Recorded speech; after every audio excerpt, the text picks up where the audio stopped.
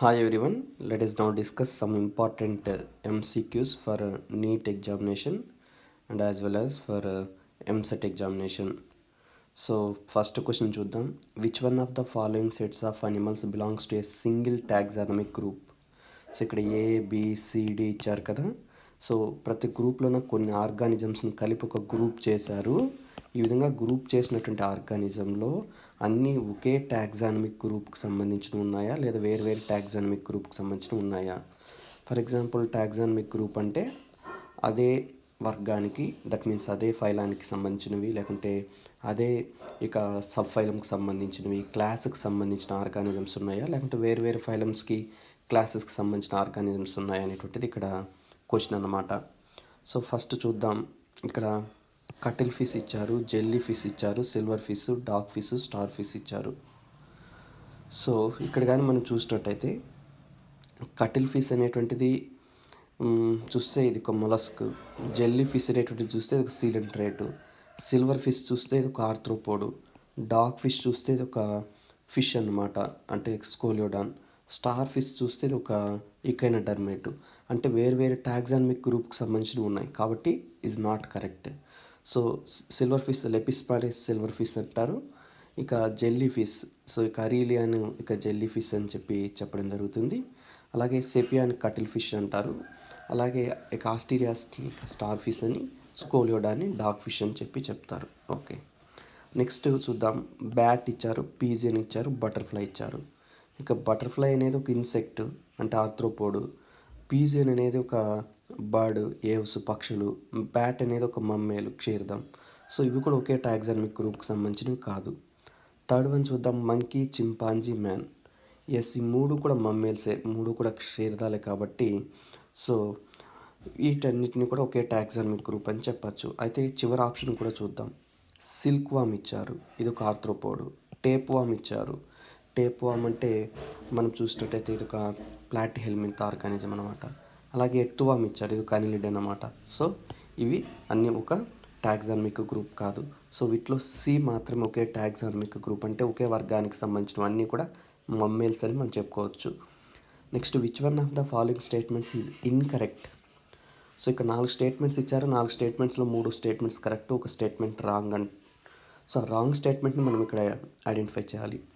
మీసోగ్లియా is present between ectoderm and endoderm in obelia. Yes, obelia అనేది cylindrical organism, ఇది ఒక హైడ్రోజోవన్. So దీంట్లో ఏమవుతుందంటే ఇక ఎక్టోడర్మ్ కంటే ఇక బాహ్య చర్మానికి అలాగే అంతర్చర్మానికి ఎండోడర్మ్కి మధ్యలో ఏమవుతుందంటే అన్డిఫరెన్షియేటెడ్ సెల్స్ లాగా మనకు కనిపిస్తుంది. దాన్ని మీసోగ్లియా అని చెప్పడం జరుగుతుంది. సో దట్ ఈస్ కరెక్ట్ అనమాట. తర్వాత radial symmetry is found in asterias. Yes, ఇది సముద్ర నక్షత్రాల్లో రేడియల్ సిమెట్రీ అనేటువంటిది ఉంటుంది. సో కిరణ సౌష్టవం అనేది రేడియల్ సిమెట్రీ అంటే కిరణ సౌష్టవం. కిరణ సౌష్టవం అంటే సో ఏ అక్షం గుండా అయినా సరే ఆర్గానిజం కట్ చేసినా మనకేమవుతుంది, సో 2 సమానమైన అర్ధ భాగాలు వస్తాయన్నమాట. ఇక్కడ ఏ ప్లేన్ నుంచి కట్ చేసినా we get 2 mirror body parts అనమాట. అది ఇక రేడియల్ సిమెట్రీ. తర్వాత Fasciola is a pseudocoelomate animal ఇచ్చారు. ఫ్యాసియోలా ఏమని చెప్పారు?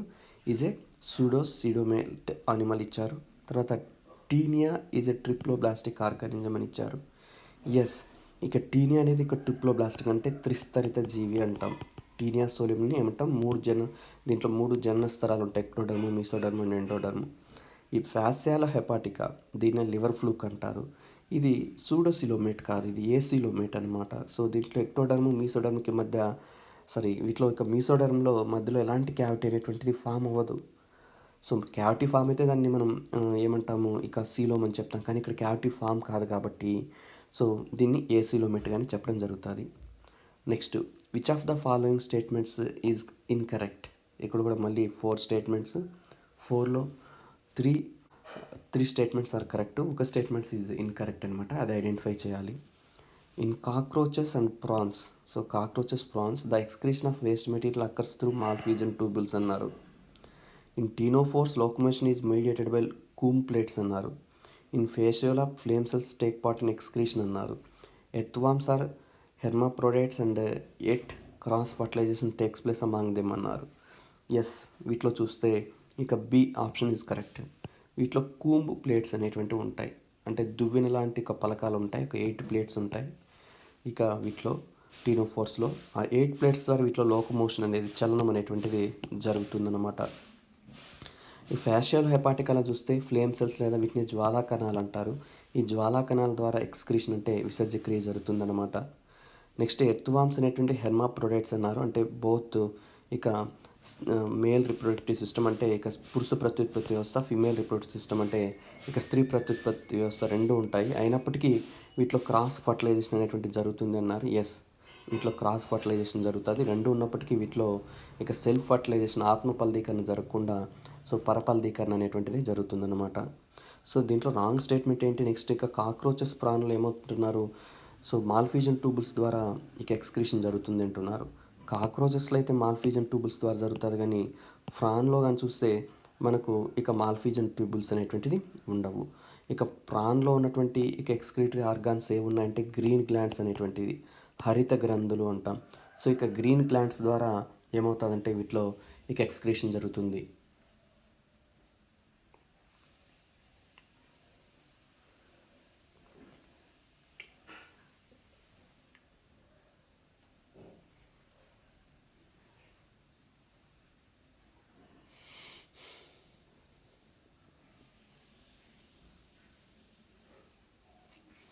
ఈ గ్రీన్ గ్లాండ్స్ కూడా ఎక్కడ ఉంటాయి అనేటువంటిది కూడా చాలా ఇంపార్టెంట్. ఇవి ఇక సెకండ్ పేర్ ఆఫ్ యాంటీనా అనేటువంటిది ఉంటుంది. రెండో జతల ఇవి ఉంటాయంటే అపెండేజెస్ అంటారు, వాటి దగ్గర ఇవి ఉండడం అనేటువంటిది జరుగుతుందన్నమాట. సో ఇప్పుడు ఇక నెక్స్ట్ క్వశ్చన్ అనేటువంటిది చూద్దాం. Which of the following is oviparous? So viviparous, oviparous రెండు రకాలుగా ఆర్గానిజమ్స్ను డివైడ్ చేస్తాం. అంటే గ్రుడ్లు పెట్టేటువంటివి, అలా కాకుండా డైరెక్ట్గా పిల్లలకు జన్మనిచ్చేటివి. సో గ్రుడ్లు పెడితే ఆ గ్రుడ్లు అనేటువంటి తర్వాత పిల్లలుగా మార్పు చెందుతాయి ఓవిపారస్ ఆర్గానిజమ్స్లో. అదే వివిపారస్ ఆర్గానిజమ్స్లో డైరెక్ట్గా పిల్లలకు జన్మనివ్వడం జరుగుతుంది. సో ఇక్కడ ఇచ్చినటువంటి ఆప్షన్స్ చూస్తే ప్లాటిఫస్ ఇచ్చారు, అలాగే ఫ్లయింగ్ ఫాక్స్ బ్యాట్ ఇవ్వడం జరిగింది, ఎలిఫెంట్ ఇవ్వడం జరిగింది, వేల్ అనేటువంటిది ఇవ్వడం జరిగింది. సో వీటిలో ఏది ఇక ఓవిపారస్ అని అడుగుతున్నారు. సో ఇక్కడ డక్బిల్ ప్లాటిపస్ అనేటువంటిది ఇది ఓవిపారస్ ఆర్గానిజం అన్నమాట. రిమైనింగ్ అన్నీ కూడా ఏంటంటే అవి వివిపారస్ ఆర్గానిజమ్స్. నెక్స్ట్ క్వశ్చన్ చూద్దాం. Which one of the following is not a poisonous snake? క్రింది వాటిలో పాయిజనస్ స్నేక్ కానిదేది అంటే విషరహిత సర్పం ఏది అడుగుతున్నారు. సో ఇక్కడ చూస్తే కోబ్రా ఇచ్చారు, వైపర్స్ ఇచ్చారు, పైథాన్ ఇవ్వడం జరిగింది, క్రైట్ ఇవ్వడం జరిగింది. సో వీటిలో కోబ్రా కావచ్చు, వైపర్ కావచ్చు, క్రైట్ కావచ్చు, ఈ మూడు కూడా ఇవి పాయిజనస్ స్నేక్సే, విషసర్పాలు అంటాం. కానీ పైథాన్ అనేది is a non poisonous snake అనమాట. దీన్ని ఏమంటాం? విషరహిత సర్పం అని చెప్తాం. Next body cavity is the cavity only present between body wall and gut wall. In some animals, the body cavity is not lined by mesoderm. Such animals are called. So body cavity అంటే ఏం చెప్తున్నారంటే body వాల్కి అలాగే gut వాల్కి ఉన్నటువంటి మధ్యలో ఉన్న స్పేస్ని ఏమంటున్నారు? ఇక బాడీ క్యావిటీ లేదా సీలోమ్ లేదా శరీర కుహరము అంటారు. అంటే శరీరం లోపల ఉన్న క్యావిటీని శరీర కుహరం అంటారు. సో ఇది దేని మధ్య ఉంటుంది?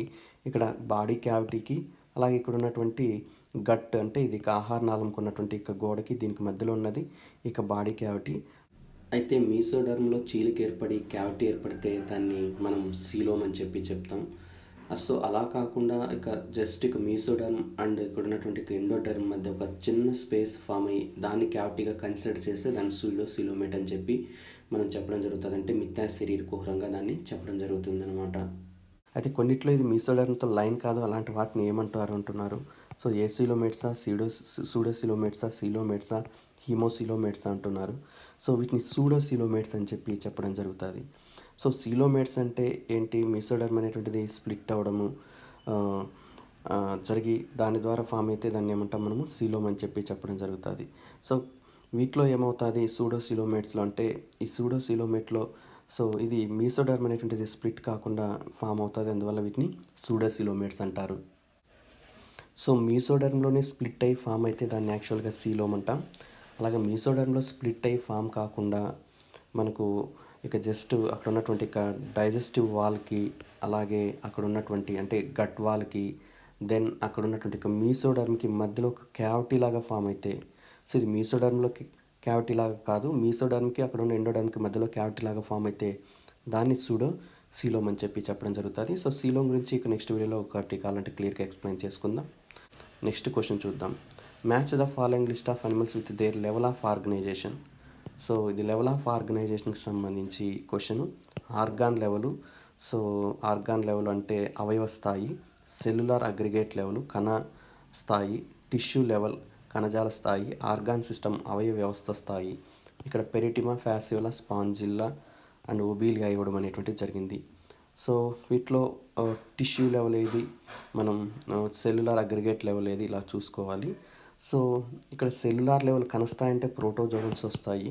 సెల్యులార్ అగ్రిగేట్ లెవెల్ అంటే కణాలు అనేటువంటిది కొన్ని కలిసి ఆర్గానిజం అయితే ఫామ్ చేస్తాయి, కానీ కణాలు అనేటువంటిది ఒకదానితో ఒకటి కలిసి కణజాలాలను ఫామ్ చేయలేవు.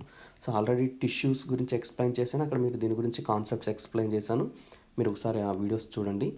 సో ప్రిఫరెన్స్ని ఏమంటారంటే సెల్యులార్ అగ్రిగేట్ లెవెల్ అంటారు. అంటే ఇక్కడ కణజాల స్థాయి ఏర్పడదు, మోర్ దెన్ 1 నెంబర్ ఆఫ్ సెల్తో బాడీ ఏర్పడి ఉంటుంది, కానీ అక్కడ కణజాల స్థాయి గమనించము. సో దీనికి ఇక సెల్యులార్ అగ్రిగేట్ లెవెల్ అనేది దేనికి చెప్పచ్చు, ప్రిఫర్కి సంబంధించిన స్పాంజీ అని చెప్పచ్చు. దెన్ ఫస్ట్ టైం టిష్యూస్ అనేటువంటి రేట్లో ఫామ్ అయ్యాయి, సీలెంట్ రేట్స్లో ఫామ్ అయ్యాయి. సో అందువల్ల దీని టిష్యూ లెవెల్ కణజాల స్థాయి అని చెప్పచ్చు. నెక్స్ట్ ఆర్గాన్ లెవెల్ అనేటువంటిది ఎక్కడ గమనిస్తాం, అవయవ స్థాయి ఎక్కడ గమనిస్తామంటే దీన్ని ఇక ఫ్యాసియోలాలో గమనిస్తామంటే ఇక ప్లాటిహెల్మింథిస్లో అవయవాలు ఏర్పడతాయి, కానీ కొన్ని అవయవాలు కలిసి అవయవ వ్యవస్థలను ఏర్పరచడం అనేది మనం ఎక్కడ మొదటిగా గమనిస్తామంటే ఇక అనిలిడా జీవుల నుంచి అవయవ వ్యవస్థలు ఏర్పడడం జరుగుతుంది. అంటే ఒక రక్త ప్రసరణ వ్యవస్థలో కొన్ని అవయవాలు, విసర్జక వ్యవస్థలో కొన్ని అవయవాలు కలిసి ఒక అవయవ వ్యవస్థగా ఏర్పడడం అనేది అక్కడ గమనిస్తాం. సో ఇది దీనికి సంబంధించి ఆర్డర్, రైట్ ఆర్డర్ అనేటువంటిది.